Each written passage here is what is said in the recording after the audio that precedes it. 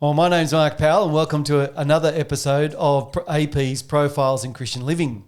My guest with me today is Mr. Simon Wong, or actually Pastor Simon Wong. Yep. G'day, my name is Simon. I actually work with Mark. Yeah, that's right. We've worked together for a couple of years now, Yep, and 2 you've years. just recently lost the new guy title. I'm trying to hold on to the new guy title at Cornerstone for as long as possible. It's like a honeymoon period. We're still on it. That's right. Today we're going to be talking about the very hot topic of Christian singleness and dating, especially in the local church. Now, Simon, this is a really interesting topic, especially for someone like you who's married to a lovely wife, got a beautiful young son. Yes. Why is this such a pertinent issue, do you think, today, particularly in your pastoral context? Yeah, man, I could spend quite a lot of time talking about why. I think most of it is drawn out of my own experience of being a minister and walking people through the stages of singleness and dating. And I think for a while I just thought, well, that's not my responsibility. I've got other things to do. Yeah. Write Bible studies, preach and teach, or do premarital. And then, but then I do think just because I just love people, and I've seen, and I think maybe this generation coming up, it seems to be much more difficult for people to navigate this dating space. So people and we talked about already, like they're delaying marriage for a lot longer, but not just delaying marriage longer. I think there's a lot more people that are going single longer. Yeah. But they kind of actually are looking to get married. And so there's this difficult space that, as I said, people trying to navigate, and they don't really know how to do that. And the more I just kind of thought about it, I wonder if sometimes in the past, us as evangelicals have done maybe a little bit of wrong by people who are looking about dating and think about dating as Christians. Okay, so let's unpack that a little bit. Yeah. Right? Because I know overseas, particularly in Japan, there's this thing called the incel. The person that is, up to 30 years old, single, living in their parents' basement. Yep. But you're seeing a sort of Christian version of this where people have grown up, possibly even in the church. Okay, yep. But they see the circles of people at morning tea and they think, how do I break into those groups? There's almost like a little bit of social engineering. That's right. Yeah, it's funny you brought that up. So I was speaking to a young person in my congregation, and they're probably in their late 20s. And they were talking about that exact example you gave. So after church, there's morning tea, and everyone kind of huddles in their own little circles. That's just as normal. we do. Yeah, and then sometime afterwards, this person came up to me and they said to me, "Hey, Simon, just want to ask you a question. How do I get into those circles after morning tea?" And I was so confused. I said, What are you talking about? And they go, "Oh, everyone's in those circles and they're talking. I don't know how do you break into the circle?" And I was so mystified at the question, and what they were getting at is exactly the question that I kind of posed. Is they couldn't work out what are the social conventions about. How do you speak to someone normally over morning tea?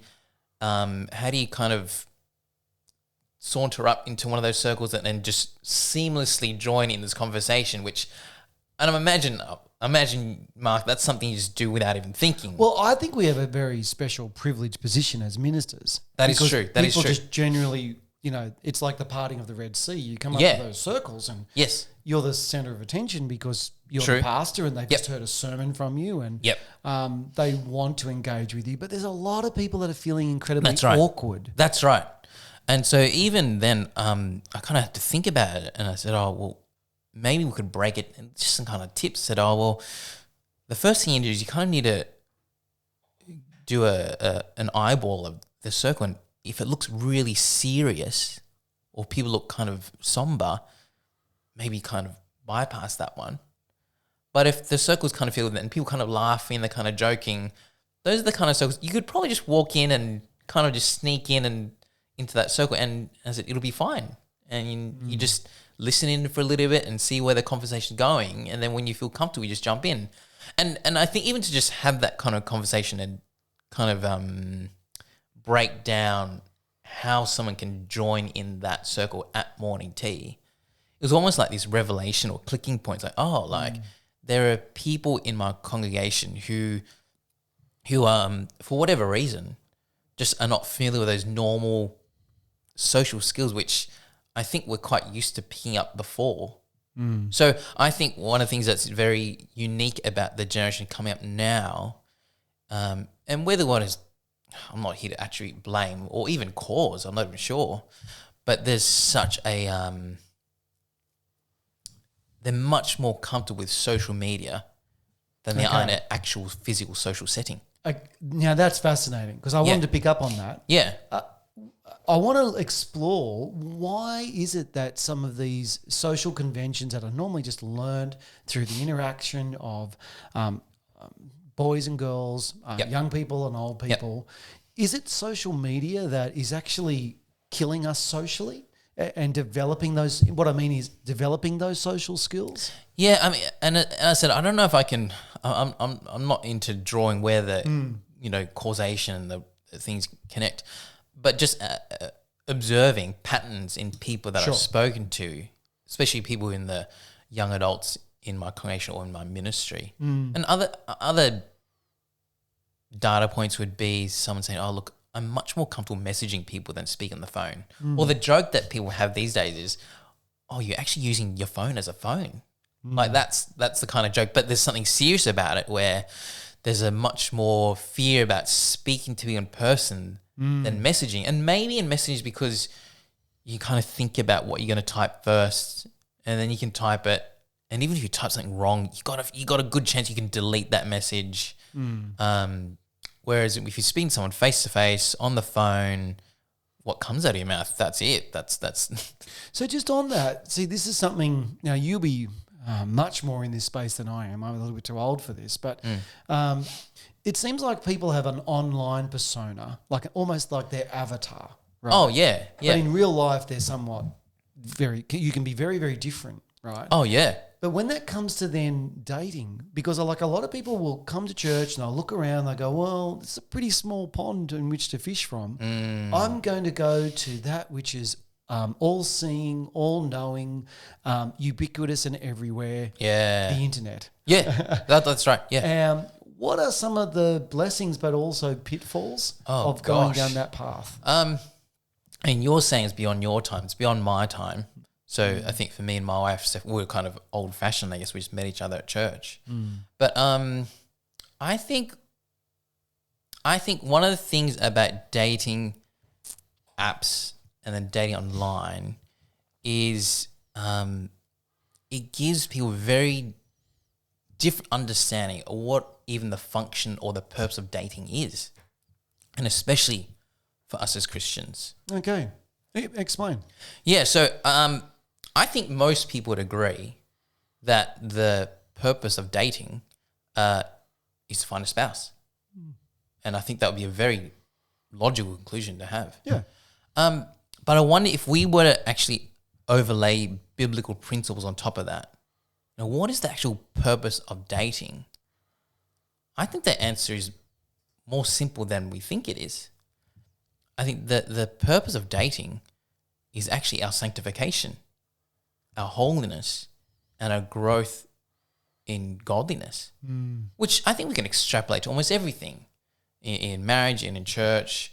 The purpose of life, our entire relationship with Jesus, is He saved us so that we could be holy. And I think when we say that the purpose of dating is then sanctification, a whole lot of things drop out, which inform us about how we should date and what we're looking for, and how to navigate that space, which is what I was talking about. How do we navigate this space of, if you're a single person today looking to date someone, or even just a member of the church and you know someone who's a friend who's single and is looking to date. And so I think that really sets a lot of things in stone. Now you've opened a veritable can of worms here. Yes. let's go there, right? Yeah. Pastoral advice, because you were just saying about sanctification and about how we date. Yeah. What pastoral advice would you be giving to young people Yeah. who are dating or who are looking to date? Yep. What are some biblical principles which reflect our sanctification in Christ? Yes. I think the first thing is, I always tell people is, if we understand the purpose of dating is sanctification, the first thing is it's our responsibility. You know, I think we'd all kind of agree that our sanctification is, yes, God works in and through by His Spirit in points towards Jesus all the time for our sanctification, but there's a way in which we're working with God for our own good, in our own obedience. Yeah. And so the first thing I would say is, if the purpose of dating is sanctification, then this issue of dating is your responsibility. Okay. And what do we mean by that? Let me give you an example of things that I've heard in the Christian space. I'm sure you probably heard the same thing, which is, look, there are no good people in my church. You know, all the good people are taken. And whether that's true or not, I've never heard that at my church. Whether that's true or not, I'm not even going to debate that. But I think sometimes we can use that as almost to absolve ourselves of responsibility. It's not even my fault. Okay. You know, I'm out of control. This is not in my control. Okay. But I mean, just to give a comparative example, you know, Mark, if you said to me, look, you know, COVID's hit my work really hard. I'm out of a job. And, you know, I know people out of a job because of COVID. Okay. And I think by instinct, and it's the right one, we would take responsibility over that. Okay. Whether it's we would try and pick up a new skill, get more training, or get re-educated to learn something else. We'd start sending out resumes or something. But if you told me, Mark, you said, look, Simon, I've been made redundant because of COVID. And 3 months from now, I said, how you going? And you said, look, all the good jobs are taken. I'm praying to God. I'm serving at church. All the good jobs are taken. And it's like, well, what are you doing, Mark? Have you sent out resume? No, I haven't. Like, well, I think we'll kind of go, well, you're not taking responsibility for your circumstances. Whether it's true or not, whether all the good jobs are taken, that's almost irrelevant to me. The question is, are you taking responsibility for that? Or if you were sick, you would get yourself to the hospital or to see a doctor. I totally agree with what you're saying. Yeah. I can hear in my head, though, some people saying, but what about contentment in my singleness? Oh, yes. It's God's priority and command for me to work, but I don't have to be married to be fulfilled. That's true. How do we start with that one? The first thing I want to say is, and maybe this is for people who are already married, sometimes we assume that everyone who is single should get married. Yeah, I think that is a general assumption, isn't it? That and so at least a lot of single people feel that. That's right. In the church. And I think, talking to some single people, I think there are three kinds of single people. There are single people who, it's what I call they're in the joy of youth phase, and they tend to be younger. And what I mean by the joy of youth is, marriage is not even on my radar right now. I'm just starting to work, or I'm starting to move out and learn things on my own, or I'm still trying to figure out my own identity. The marriage thing is just not even a thing. And when people like us put this pressure on, but you should think about, how come you don't want to get, how do you not find, then it kind of comes across a bit too like you're being really pushy. Then there's a second category of people where they genuinely have chosen that life of singleness. Yeah. Or they've accepted and go, no, I believe that God's will for me is to be single. Yep. And so again, when us who are married or have families, we kind of overlay this. But what's wrong? Like, don't you think? And I think sometimes we need to own and accept responsibility. So we make people feel like they're deficient. Sure. But there is a third category of people who they actually do want to get married and they don't know how to go about finding a date. And that's the kind of space where it's appropriate to start talking about this stuff. So where does you raise this issue of content? And I think this is a good one because I think this is where I think I personally have gone wrong on it. And I think even when I was a young Christian, I heard these truths and I owned them. Oh, that's right. But I wonder if they were more harmful than good. So I don't think I disagree with the idea that we should be content. All of us should be content. And even single people should work on contentment. I think where we've gone wrong is we say that, but what it implies is something which I don't think that's what the Bible intends. So when we talk about contentment, I think we have this image of it's almost Zen-like. You know, you wake up in the morning, mate, I'm so grateful for everything. Mate, I've got no want in the world. Yeah, I'm totally okay with this. I'm not married, but that's okay. I am content. Okay. So what does biblical contentment look like? Well, if I could just kind of ramble on a bit more, I think sometimes when we have the image and where it comes from, who knows where it comes from, whether we're taught it or whether it's just subconscious, it seems to imply that any kind of want to find a date we married, you should feel guilty about that. I'm just not sure if that's biblically accurate. So I'm thinking of maybe 1 Samuel 1 with Hannah. And she was grieving over the fact that she didn't have a child. That's right. Which is a whole other issue. Oh, that's a whole nother thing. Of grief and lament. Yeah, of child. And I know close friends who are really struggling with that space. But, you know, I've never heard any pastor or any church ever say, if you don't have a kid, you should work on contentment. But in fact, we want to allow for married couples who don't have children to grieve that and so longing. You're saying there's a space in which it's right for single people who would like to be married to lament and grieve. Both lament and grieve and actually work on it. Take responsibility. So I actually have no problem if someone said to me, look, so I really want to get a date. And I would say, look, you need to take time in your schedule to start doing that. And if for some reason there are so many things happening at church, I'm not going to have a problem if you want to dial some of those things down so that you can actually take responsibility in this area. Okay, so let me raise a spicy meatball for you.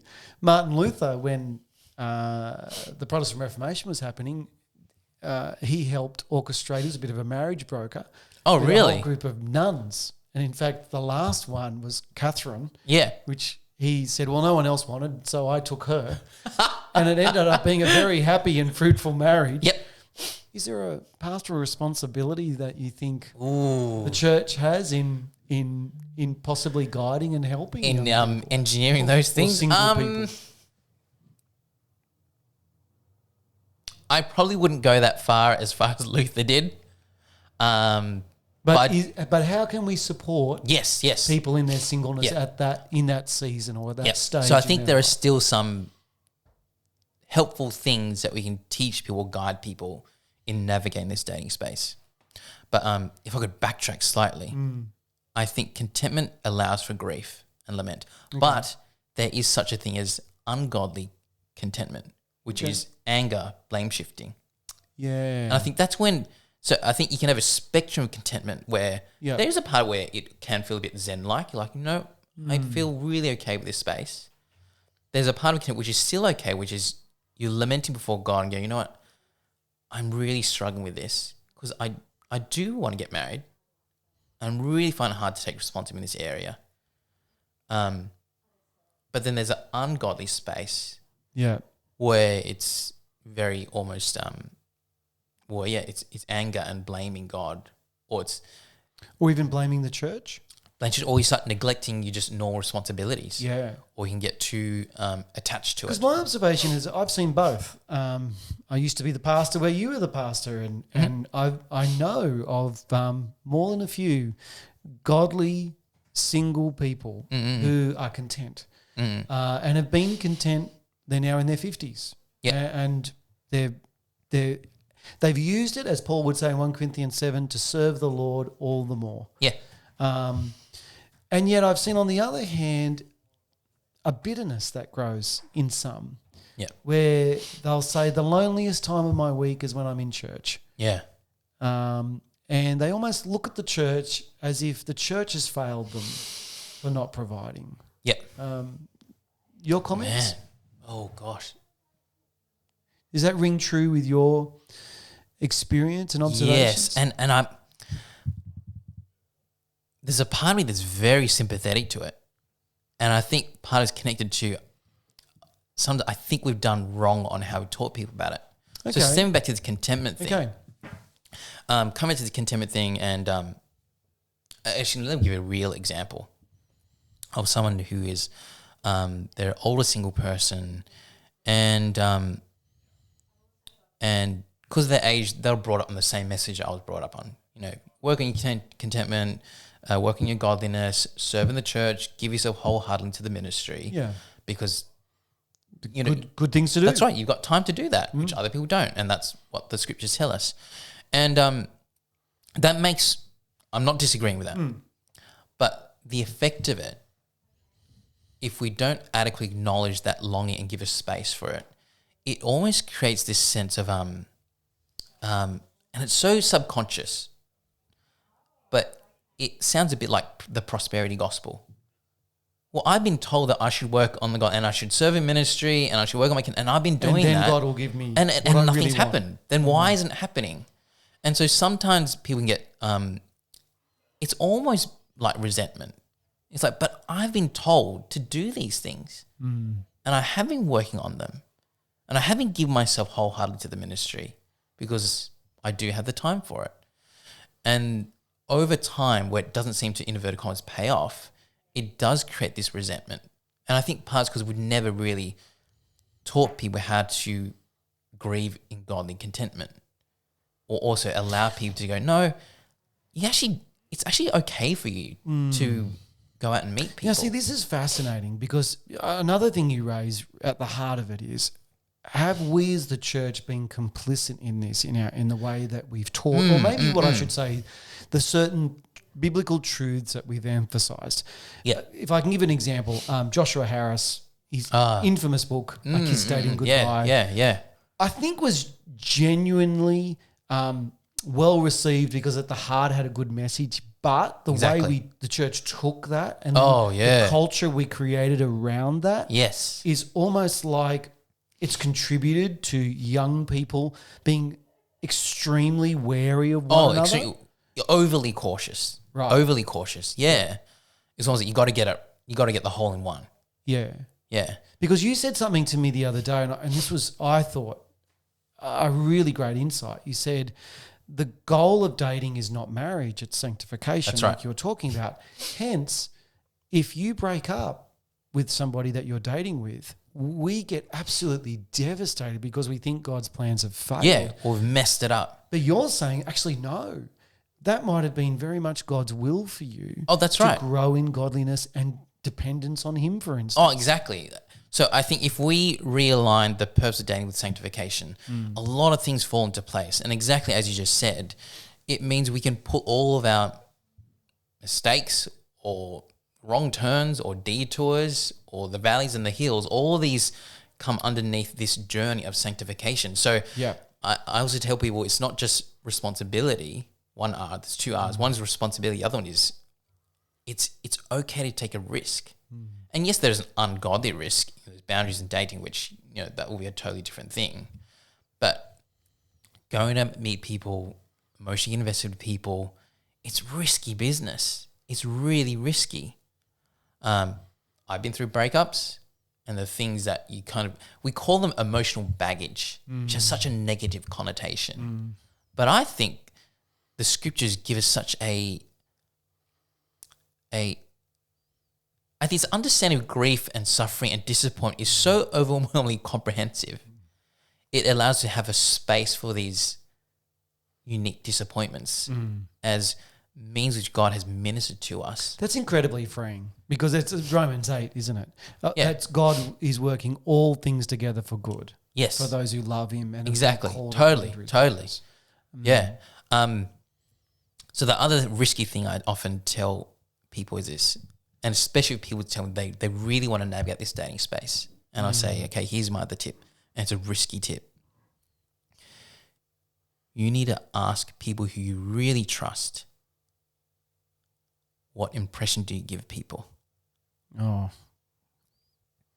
So some people know they want to navigate this dating space, but the impression they kind of give is very kind of cold, very almost detached. You know, they could be in the party, but the vibe they kind of give you is, I don't want to talk to you. I don't want to talk to anyone. But it's all very subconscious, right?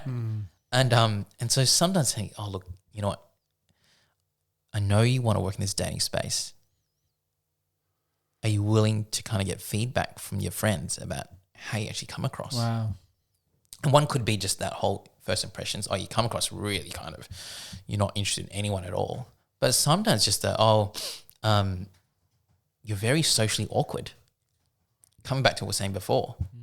And I don't mean that in a derogatory way at all.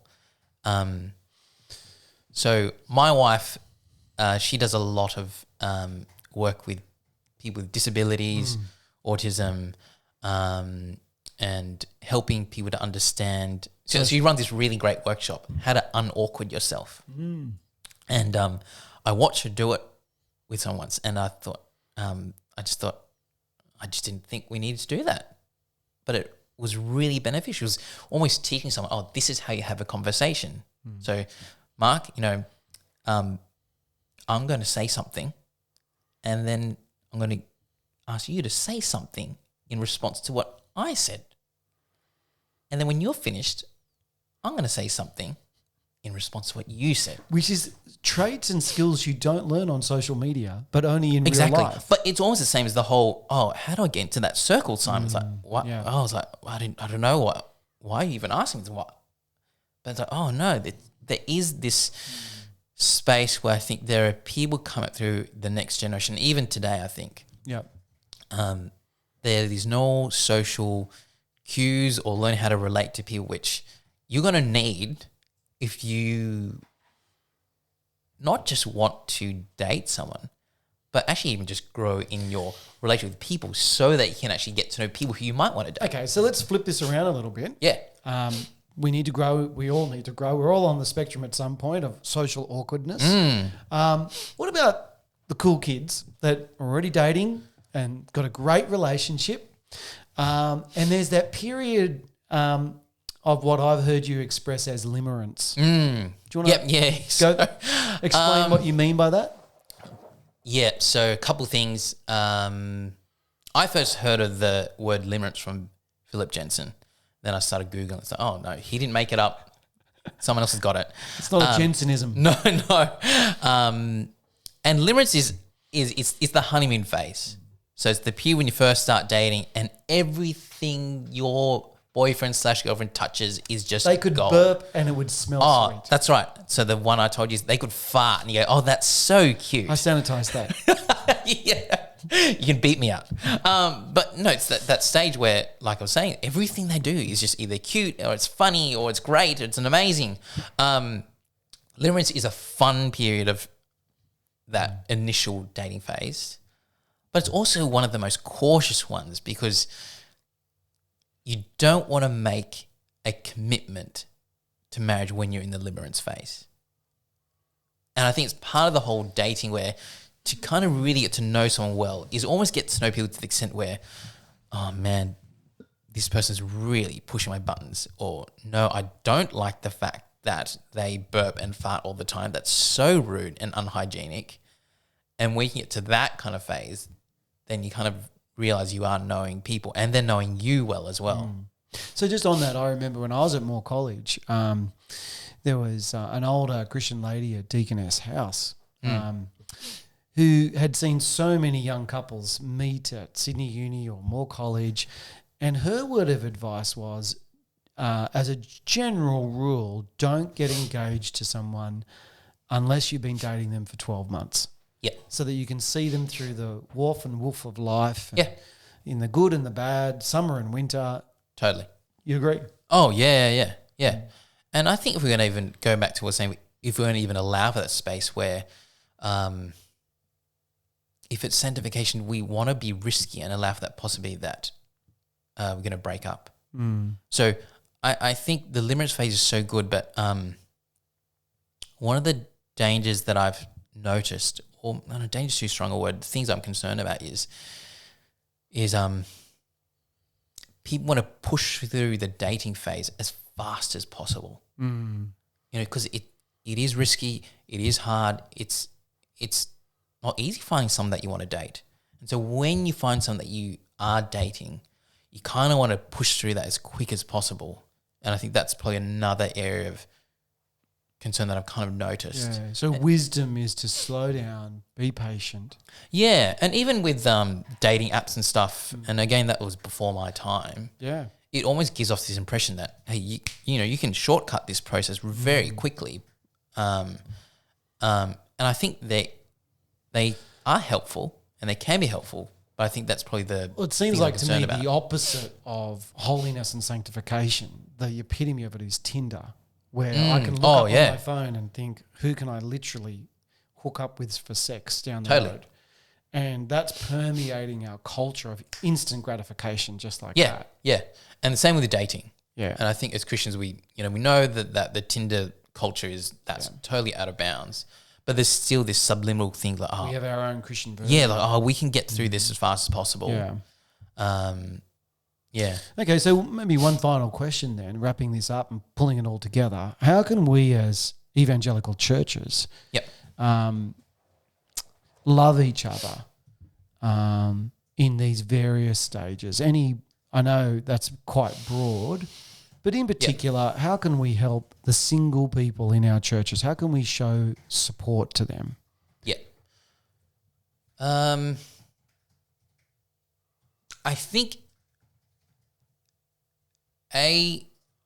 understanding that not every single person, and we start off this saying, not every single person is interested in getting married, and we need to respect that. Yeah. Give them space. Well, it's giving space. If they're in the joy of youth phase, then you respect that. Yeah. If people have chosen singleness as God's will for them and they're quite happy to do that, then we want to respect and honor that. And then I think it's that third space where people then, like, how do we help them along? One of it is, I think, and I'm not sure if I've got the answer for this, but how do we talk about church and have a healthy environment church that isn't always about families? And even I'm struggling to work out that space. I'm going to pull the new guy card. I've been here for 2 years, and it's an intergenerational church that I'm now ministering. And I'm still trying to get my head around that.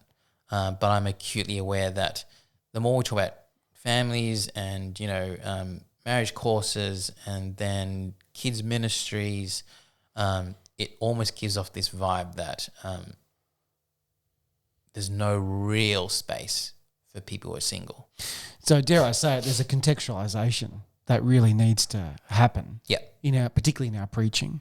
In terms of seeing who's in front of us. Oh, yeah. Knowing that they're not just people at our stage of life, but there's people in all stages of life. I remember Peter Adam saying once that we're all single at some point in our life. We were not married, and at some point in our lives, our spouses will pass away and go to be with the Lord, or we might go to be with the Lord first. And it's keeping in mind that bigger picture as well. I think also as married people, we can be quite honest and transparent with due wisdom, of course. Yeah. About how marriage is it's not this promised land of, milk and honey. It's difficult. Yeah. It's still this journey of sanctification. Very much so.